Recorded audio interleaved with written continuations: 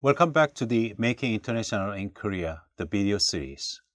In this video, I'll be explaining to you the Korea and the Chinese tributary system. After 676 CE, Korea was politically united under Silla, but the dominant cultural influence remained the Chinese. In its effort to court the Chinese favor, Silla has become increasingly sympathetic to the Chinese worldview. Although military and political differences forced apart, the cultural influence remained. Over the following centuries, Korea increases cultural connection to China and connection that culminates in Korea's formal inclusion in Chinese tributary system. The depths of their relationship allowed Korea to participate in the richness of Chinese culture and to take privileged position under Chinese protective umbrella. Confucianism and the Confucian understanding of authority lay at the heart of the Chinese tributary system.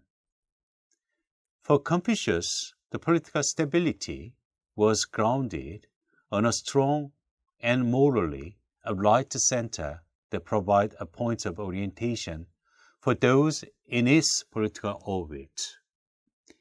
He who exercises government by means of his birch may be compared to the North Polar Star, which keeps its place and all stars turn toward it. For China and its tributaries, China was the Middle Kingdom, the stable center around which others turned. Political authority was also metaphorically modeled on Chinese paternalistic familiar relations. The duties are those between sovereign and minister, and between father and son, between husband and wife, between elder brother and younger, and those belonging to the intercourse of friends. Korea, as a tributary state, was viewed as son or younger brother to China. The success of tributary system rested on the regular missions between China and its tributary states. The mission would take place at regular intervals, up to 3 times a year, and also for any special events, such as Emperor's birthday, or the winter solstice, the death of the emperor, or when a new Korean king was enthroned.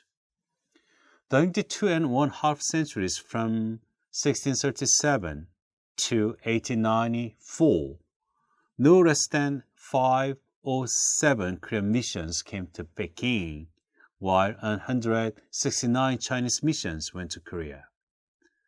During those missions, Korea presented local goods as a tribute to Chinese emperor and received goods from China in return. The mission also provided an important source of information, allowing Korean access to Chinese literary, artistic, and scientific advancements. The mutual obligations that arose out of this tribute and tributary impose on both parties moral rather than legal obligations. Although trade ties were an important element to the missions, it was not their primary goal. Rather, Korea's acknowledgement of Chinese suzerainty provided China with an important affirmation of its self-understanding as the center of the world.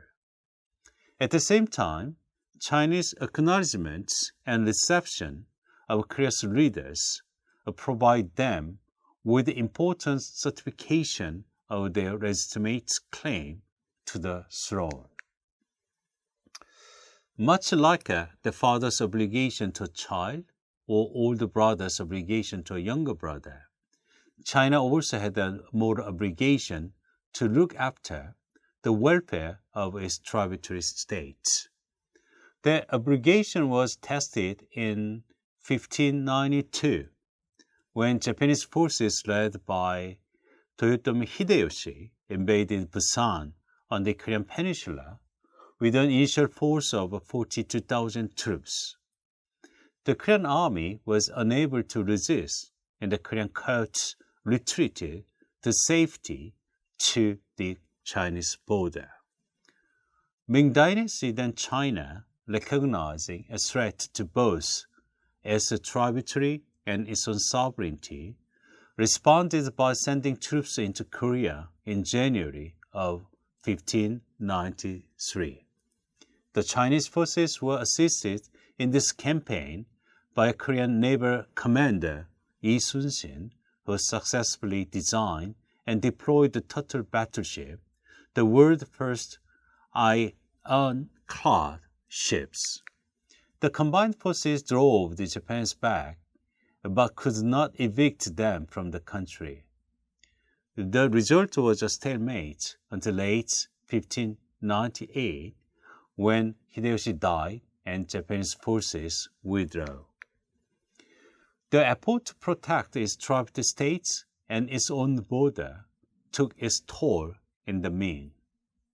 Less than 20 years later, a rising Manchu state on the northern border sensed Chinese weakness. In 1616, China was attacked by the Manchurian state and requested Korean assistance.